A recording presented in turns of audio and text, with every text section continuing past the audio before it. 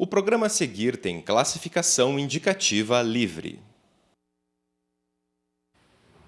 A água é um assunto que levanta calorosas discussões, não só aqui no Brasil, mas pelo mundo. E não é à toa, este recurso natural sofre com a poluição e ainda corre o risco de se esgotar. Um quadro que piora a cada dia. E isso graças à ação de quem deveria ser o principal agente de preservação, o ser humano. Eu sou Thaís Camargo e a qualidade dos nossos rios e mares é o tema do nosso Em Tese de hoje, que já está no ar.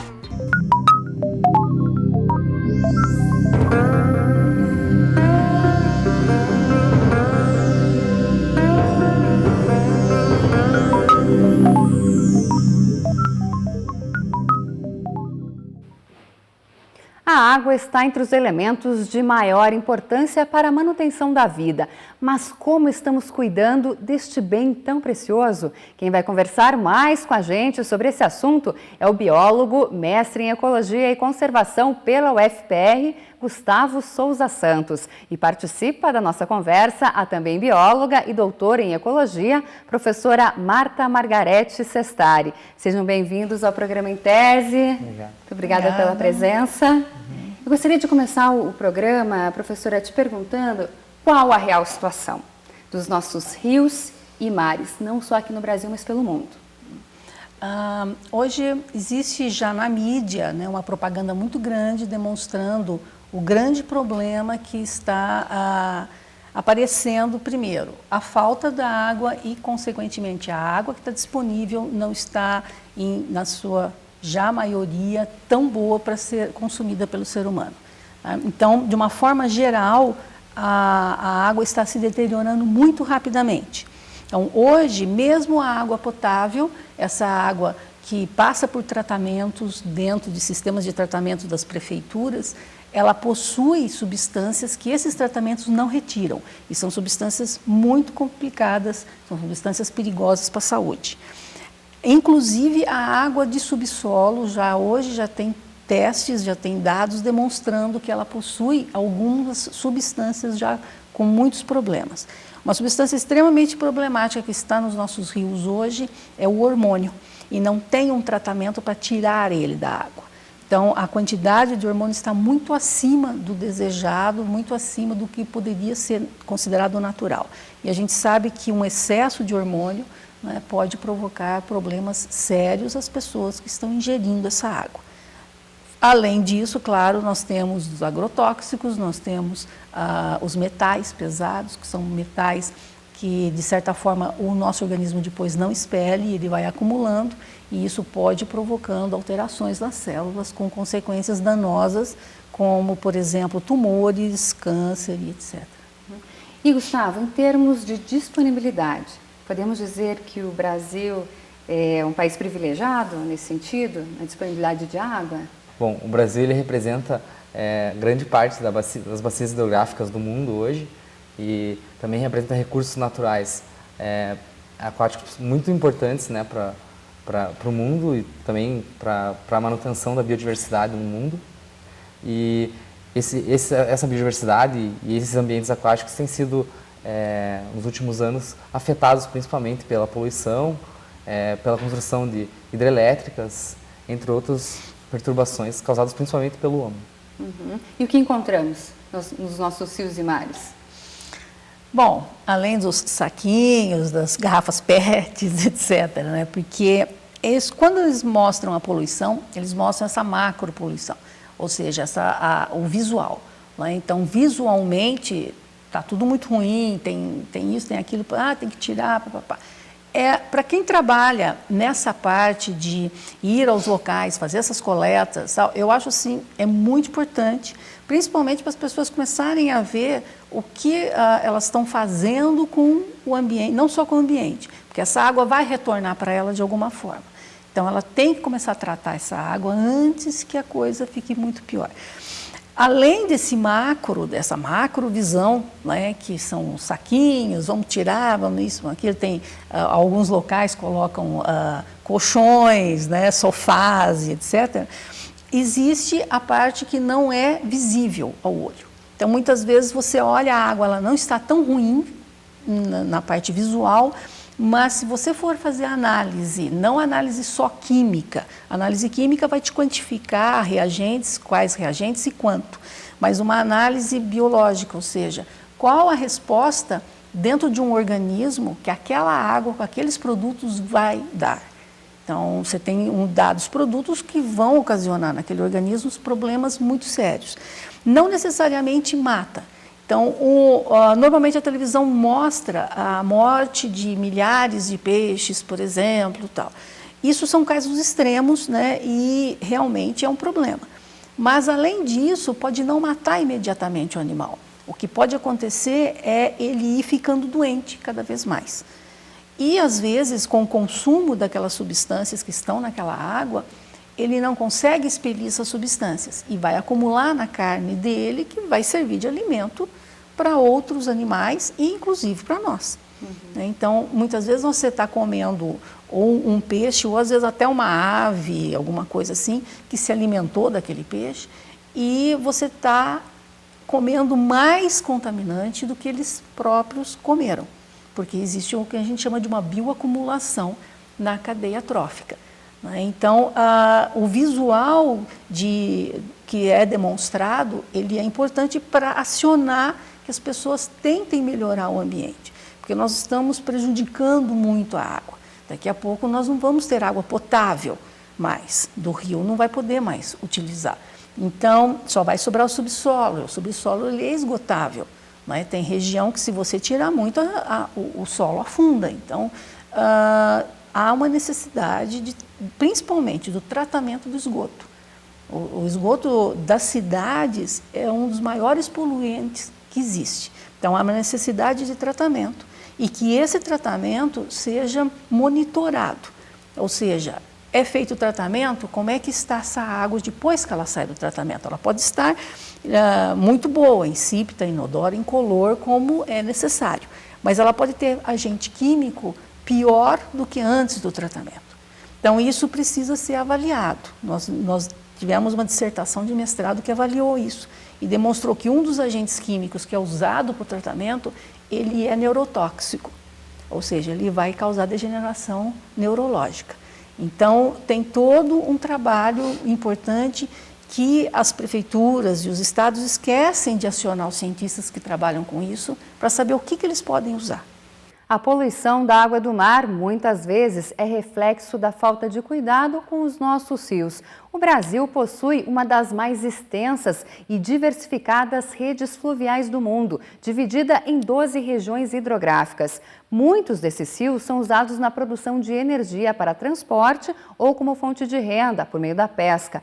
Mas apesar da importância desses rios, lixo, produtos químicos e até esgoto são encontrados facilmente. A nossa equipe de reportagem acompanhou o trabalho de limpeza em um córrego aqui de Curitiba. Acompanhe. Os moradores do bairro Boqueirão, em Curitiba, convivem com a poluição do rio na porta de casa. Além das doenças que podem ser transmitidas por animais e insetos, as enchentes preocupam. Porque cada vez que chove e a gente vê vindo lá de cima rolando colchão, sofá, porta de guarda-roupa, a gente fica com medo que bate na parede e a gente vai para o rio. Foram os próprios moradores que tiveram a iniciativa de pedir ao Ministério Público uma limpeza adiantada de um dos afluentes do córrego Evaristo Veiga. A Regional do Boqueirão foi chamada para vistoriar o local e planejar a limpeza, que foi feita ao longo de 1.600 metros. A última limpeza foi realizada em dezembro. 4 meses depois, já encontramos papéis, pneus e até colchões no rio. A equipe responsável pela limpeza trabalha mais de 7 horas por dia durante uma semana inteira, mas mesmo assim não consegue remover todo o lixo que fica parado nas margens do rio. Não é porque eu tenho ali um lixo ali e tal, né? E que eu vou ali jogar ali no rio. Não, porque eu acho que isso aqui não vai entupir. A limpeza do rio é feita a cada 6 meses. Agora, o objetivo principal da Regional Boqueirão é conscientizar os moradores da importância da manutenção. nós discutimos muito a influência que a parte educativa tem nesse tipo de campanha. E através da informação, da sensibilização, da própria empatia que nós, poder público, fazemos com as pessoas, isso nasce boas atitudes que com certeza vão poder melhorar um pouco o que há anos já vem sendo desgastado. A limpeza que eles fazem é maravilhosa, eu não tenho nada que falar contra, só a favor. Porque muita gente passa, olha para eles de nariz torto ali dentro. Mas se não fosse eles, o que seria de nós, que vamos dizer somos relaxados? Se não fosse eles limpar ali. E eu não posso criticar só a turma lá de cima, porque nós aqui embaixo também somos culpados. Por que você não joga? Você acha errado? Porque o homem está limpando o rio. Quer dizer, professora, é uma conscientização que envolve poder público, envolve a população e uma conscientização que começa desde a infância. É muito importante esse trabalho, acho que a conscientização ela é extremamente importante para a população, porque eles estão no visual, estão vendo que estão prejudicando e que eles também têm a sua parte a fazer. Né? Além disso, tem todo um trabalho que eu acho que vai muito além da conscientização pública, que é a conscientização governamental. Né? Este trabalho, eu acho que é até mais importante por causa da qualidade da água que vai ser consumida. Vai muito além do visual. Muito além do visual. Como a gente estava conversando, entendeu? É isso, professora? A água ela pode estar, você abre a torneira, ela vem limpa, maravilhosa. Só que você não sabe exatamente os produtos que tem nela e o que aqueles produtos vão provocar. Então, há uma necessidade que após o tratamento seja feita uma análise biológica, né, com os seres vivos, em vivo inclusive, que é uma ideia já colocada, a Sanepar, foi um projeto já colocado, que está sendo estudado, onde a gente colocaria vários tanques com vários peixes e a água circularia antes de ir para as casas. E aí nós analisaríamos para ver se realmente essa água está em condição de que as pessoas possam consumir com tranquilidade ela. Gustavo, esses peixes são bons indicadores de qualidade da água? Ah, sim, eles são principalmente bons indicadores por responderem de forma semelhante aos humanos a contaminantes ambientais, principalmente naquele processo que a professora já comentou, que é o processo de bioacumulação. Então, normalmente a gente utiliza os peixes como indicadores, né? Primeira coisa que naquele rio, provavelmente, que a gente mostrou na reportagem, provavelmente você não vai encontrar peixe ali, né? Porque é uma poluição mais escancarada, né? Mas nessa poluição que ela acabou de comentar, que é aquela poluição que a gente não vê, a gente encontra peixes sofrendo, né? Tendo a saúde dele prejudicada e, de certa forma, a gente não consegue ver isso. A gente vai conseguir ver isso através da pesquisa, né? Que a gente vai avaliar a saúde do peixe, mas normalmente eles são bastante utilizados no Brasil e no mundo todo como bons indicadores de poluição ambiental. Bom, a gente já termina essa conversa, porque agora nós vamos para um rápido intervalo e já voltamos.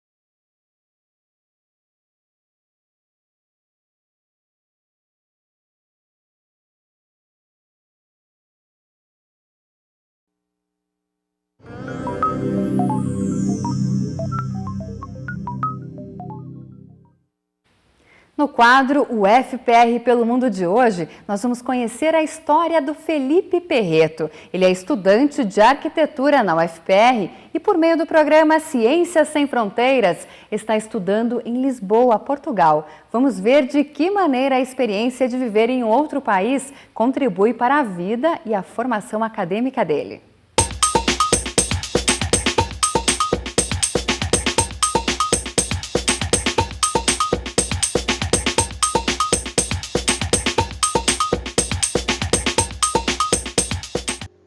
Olá, meu nome é Felipe Perreto, eu tenho 22 anos, e estou no 3º ano do curso de Arquitetura e Urbanismo da UFPR, e eu vim para Lisboa, em Portugal, pelo programa de Ciências Sem Fronteiras, e também estou cursando arquitetura aqui. E o maior desafio que eu encontrei aqui, quando cheguei, foi a questão de se adaptar culturalmente ao novo país, e fazer isso de uma maneira extremamente rápida, e nem tanto quanto a questão do ensino, mas sim quanto ao intercâmbio cultural e conhecer novas pessoas, e você ter que ter uma única chance de se adaptar rapidamente a isso. E o ponto forte, o ponto positivo disso foi o fato de eu amadurecer extremamente rápido e de uma maneira muito boa e muito mais produtiva e muito melhor do que aconteceria no Brasil, tanto pessoalmente quanto na carreira acadêmica. E a dica que eu deixo é para quem pretende ter a mesma experiência que eu, é se dedicar aos estudos e vir com a cabeça aberta e com bastante vontade de ter essa experiência totalmente diferente. E para saber mais sobre os programas de intercâmbio acadêmico na UFPR e sobre o programa do governo federal Ciências Sem Fronteiras, acesse o site da Assessoria de Relações Internacionais que aparece na sua tela. A ARI está também nas redes sociais. E hoje, aqui no Intese, nós recebemos o biólogo, mestre em Ecologia e Conservação pela UFPR, Gustavo Souza Santos. E a também bióloga e doutora em Ecologia, a professora Marta Margarete Sestari. Bom, e agora, nesse segundo bloco, Gustavo, eu gostaria de falar sobre a sua dissertação. Você fez um trabalho num ponto específico, né? Em 2 pontos, né? Na verdade. 2 pontos do nosso litoral. Como é que esse trabalho foi feito e o que você observou? Bom, eu trabalhei os 2 estuários mais importantes, né? Antes, para situar o que é um estuário, é uma região de transição entre água doce e água salgada, né? Água do mar, água dos rios e água do mar, é uma região de transição, normalmente uma área que ela adentra dentro do continente e ela forma o que a gente chama de uma baía. Eu trabalhei nas 2 principais baías do Paraná, que é a Baía de Paranaguá e a Baía de Guaratuba, e eu basicamente avaliei os efeitos dos poluentes nesses locais, o efeito deles sobre os peixes, né, em 2 espécies de peixes dessa região. Essas 2 espécies de peixe apresentavam biologias diferentes, né, eles são completamente diferentes. Um é de fundo e outro vive mais na coluna d'água. Bom, mas falando das baías, né, a Baía de Paranaguá, ela é uma baía considerada altamente impactada, principalmente pela presença do porto de Paranaguá. Inclusive, um dos pontos de coleta que eu fiz foi ao lado do porto, bem próximo ao porto, e um outro ponto foi um pouco mais para fora da Bahia, próximo à cidade de Pontal do Paraná, em frente à Ilha do Mel. Já em Guaratuba, com as mesmas espécies, eu coletei em 2 pontos também, um ponto próximo ao Parque Estadual do Bugaçu e também próximo a algumas plantações de banana e arroz que são presentes na região. Inclusive, na Baía de Guaratuba, nas margens da Baía de Guaratuba, é encontrada a maior plantação de banana do sul do Brasil, que conhecidamente é um tipo de plantação que utiliza muitos tipos de agrotóxicos, né? E outro ponto de coleta foi um ponto próximo à estação de ferryboat ali, onde fazem as passagens dos carros de Caiobá até Guaratuba. E o que você observou? Bom, eu observei, principalmente em Paranaguá, o que já era conhecido, né, que de uma forma geral, aqueles peixes que viviam no fundo, né, que é uma espécie que eu trabalhei, que era o bagre amarelo, que vivia no fundo, ele teve mais danos, né, apresentou danos mais severos à saúde, principalmente por ele estar junto ao sedimento, né? Aquele sedimento é onde são acumulados a maior quantidade dos contaminantes. E em Guaratuba, o que eu observei foi que naquele ponto mais próximo, lá, aquelas plantações de banana, eu encontrei muitas alterações, né? Muitos peixes com a saúde deles bem comprometida. Bom, e aquela espécie que é de coluna d'água, ela até se mostrou, na verdade, não apresentou tantos danos, principalmente pelo fato dela não estar tão exposta, né? Ela está menos exposta porque ela está na coluna d'água, são todos os contaminantes que ficam, né, disponibilizados na coluna d'água, a maioria deles fica no fundo mesmo, né? Então, por isso que aquele peixe de fundo apresentou mais danos. E essa situação em Paranaguá tem a ver com a atividade no porto, Gustavo? Tem a ver com a atividade direta. O porto, ele está relacionado, as principais contaminantes que a gente encontra no porto normalmente são relacionados às atividades, por exemplo, entrada e saída de navios, né? Porque os navios, a maioria dos navios, eles utilizam uma tintura, essa tintura um componente utilizado nessa tintura, ele é conhecidamente um contaminante super severo, né, que causa danos bem fortes, né, nessa espécie de peixe, principalmente em peixe. E o porto também, além no Porto de Paranaguá, ele tem várias fábricas de fertilizantes ali, dentro do porto. E essas fábricas de fertilizantes utilizam uma gama muito grande de contaminantes que são jogados direto na baía. Assim como o esgoto doméstico também, que a gente sabe que em Paranaguá, esse esgoto é jogado diretamente nos rios, e esses rios vão desaguar dentro do estuário, e esse estuário vai sofrer todas as consequências. Né? Uhum. E quais os principais tipos, professora, de contaminação que vocês encontraram aí nesses pontos específicos? Nesses pontos, existe já um estudo muito grande na Baía de Paranaguá, realizado por diversos professores do Centro de Estudos do Mar, da UFPR, e da parte química, geoquímica, né, e alguns animais bentônicos, ou seja, alguns animais de solo. Tá? Com os peixes, a gente conseguiu ver, porque nós fizemos a quantificação de alguns metais, que eram metais de interesse e metais que a gente sabe que ou estão disponíveis na água naturalmente ou estão na água por causa de, por exemplo, dessa parte de navios, onde você vai ter uma quantidade de chumbo maior na água, porque alguns ainda utilizam alguns tipos de produto que liberam chumbo. O estanho, que é um outro metal também problemático. Então, nós fizemos a quantificação de alguns metais nos tecidos dos animais. Né? E a gente conseguiu ver que os animais que estão mais próximos ao porto, realmente eles têm uma quantidade maior desses metais no tecido muscular, ou seja, aquele que nós comemos, aqueles que nós ingerimos. Mas alguns locais, no Brasil acho que tem pouco, mas a maior parte em outros locais fora do Brasil, as vísceras são utilizadas para fazer ração para animais. E as vísceras é onde fica a maior concentração desses metais. Então, na Baía de Paranaguá, especificamente, nós temos uma quantidade de selênio, que é um metal extremamente prejudicial à nossa saúde, muito elevada.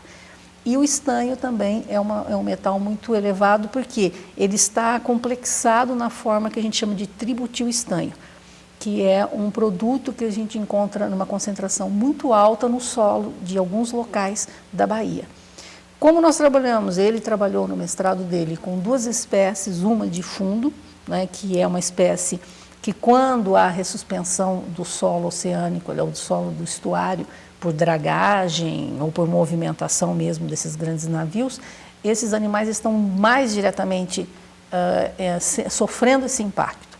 Então, esses animais de fundo, que são bagres, eles apresentaram maior nível de contaminação nos tecidos do que os outros que não são especificamente de fundo, do que a outra espécie, que ela fica mais nas gramíneas, nas partes mais rasas das baías. Tá? A nossa surpresa foi a Baía de Guaratuba, que nós imaginávamos que teria menos contaminação, porque como não entra navio de grande calado, essas coisas, nós imaginávamos que a contaminação seria menor. Mas vimos que tem locais que ela não é menor. E há algum tipo de fiscalização, professora, em relação a isso?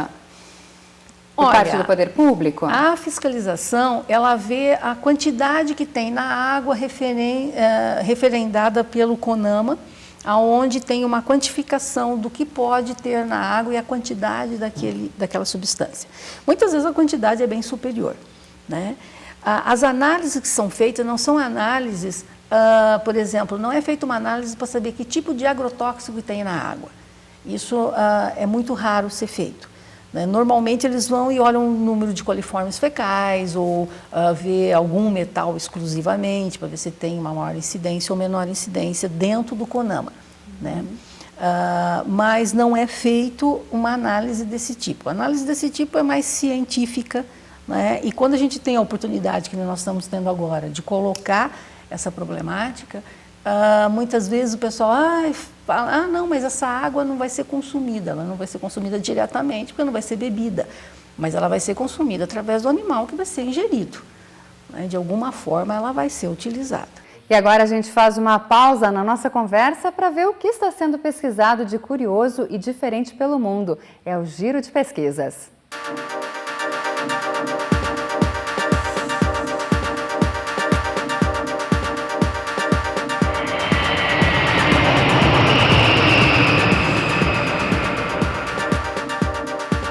sofrer frequentemente de desmaios pode ter causa genética. Foi o que concluíram os pesquisadores da Universidade de Melbourne, na Austrália. Eles analisaram o histórico de mais de 100 famílias e acharam uma ligação entre a incidência de desmaios e um gene dominante presente no cromossomo 15. Porém, os cientistas não encontraram nenhuma evidência de hereditariedade no que desencadeia os desmaios, como uma dor profunda ou ver sangue. Uma pesquisa da Universidade de Leeds, no Reino Unido, revelou que uma dieta com maior quantidade de fibras pode evitar doenças cardíacas. Os cientistas agruparam os resultados de 8 estudos realizados com 500 mil participantes. Eles foram acompanhados por períodos de até 19 anos. Aqueles que tinham uma dieta com mais fibras tiveram chances menores de sofrer alguma doença do coração. Os números impressionam. 7 gramas a mais de fibras por dia, equivalente a 2 fatias de pão integral e uma porção de fruta, diminuíram em 7% o risco de infarto.